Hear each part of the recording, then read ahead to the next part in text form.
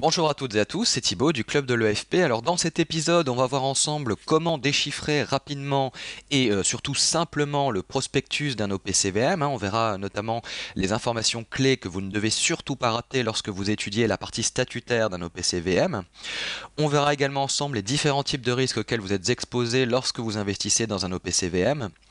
Ce que vous devez surtout vérifier, ce que vous devez absolument vérifier que l'OPCVM qui vous intéresse soit de droit français ou non.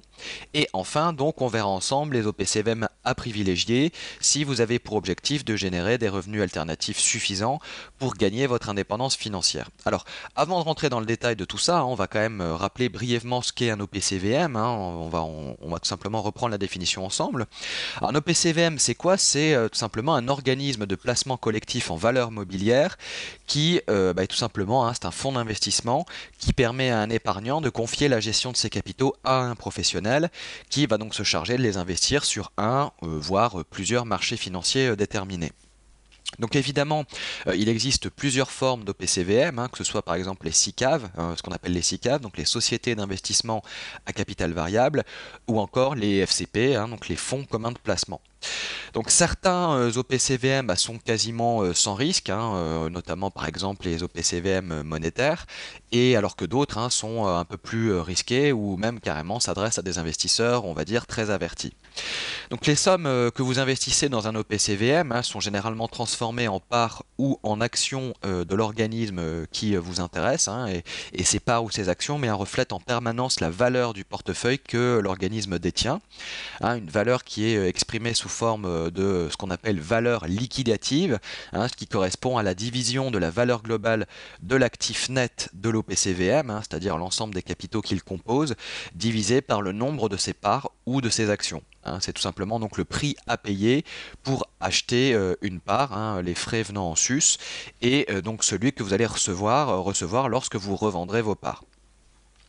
Donc ce qu'il faut avoir à l'esprit en ce qui concerne les OPCVM, c'est que la plupart du temps, ces derniers interviennent sur un marché bien déterminé, notamment que ce soit les obligations françaises ou les actions françaises, ou encore les actions internationales ou même les obligations internationales. Il en existe aussi évidemment qui ont une gestion diversifiée entre les actions, les obligations ou d'autres types d'actifs. Mais voilà, ce qu'il faut retenir, c'est que quelle que soit finalement la nature de l'OPCVM, il y a quand même normalement, la plupart du temps, eu un objectif de gestion en fonction de différents types d'actifs. Et c'est évidemment ce type d'actifs qui sont, ils sont décrits dans le descriptif de l'OPCVM. Donc le gestionnaire d'un OPCVM, donc le professionnel qui est à la tête de l'OPCVM, va tout simplement arbitrer entre différentes valeurs, et vous pouvez notamment suivre les grandes évolutions de sa politique en lisant les comptes rendus de gestion qui sont rédigés en général tous les trimestres et qui sont évidemment remis sur simple demande par votre intermédiaire financier ou alors qui sont carrément disponibles sur les sites internet des sociétés de gestion. Voilà donc pour le petit rappel de ce qu'est un OPCVM. Alors, comme promis. C'est la fin de cet extrait public du podcast. Alors il y a tout le reste de cet enregistrement qui est réservé aux membres inscrits. Il vous suffit de vous inscrire pour avoir accès à l'enregistrement intégral.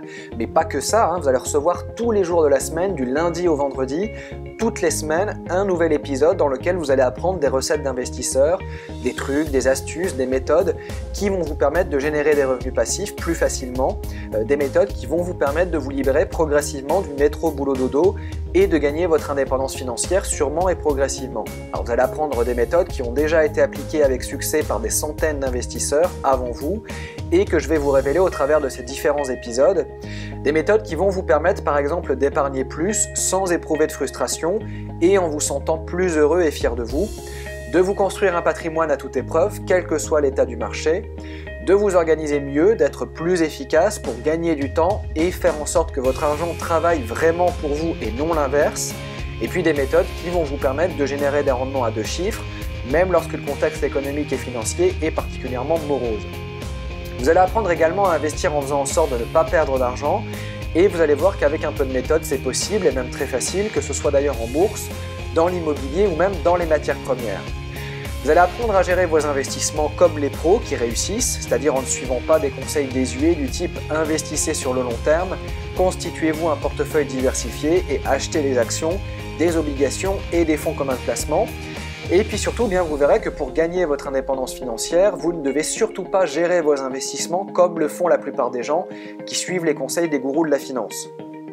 Alors peut-être que vous gérez déjà vous-même vos investissements, peut-être que vous avez préféré faire confiance aveuglément à votre conseiller financier parce que vous ne compreniez pas bien le produit qu'il essayait de vous vendre.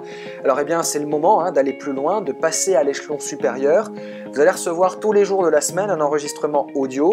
Il vous suffit pour cela d'aller sur la page www.écoledesfinances-personnelles.fr/club-EFP et vous allez devenir membre du club privé École des finances personnelles en vous inscrivant. Alors il y a un lien qui s'affiche sur la page si vous écoutez cet enregistrement depuis le site, sinon si vous l'écoutez depuis YouTube, vous pouvez regarder dans la description de la vidéo, il y a un lien qui vous permet de vous inscrire www.école-des-finances-personnelles.fr/club-EFP pour devenir membre en quelques clics du club privé École des finances personnelles et avoir accès à tous ces enregistrements.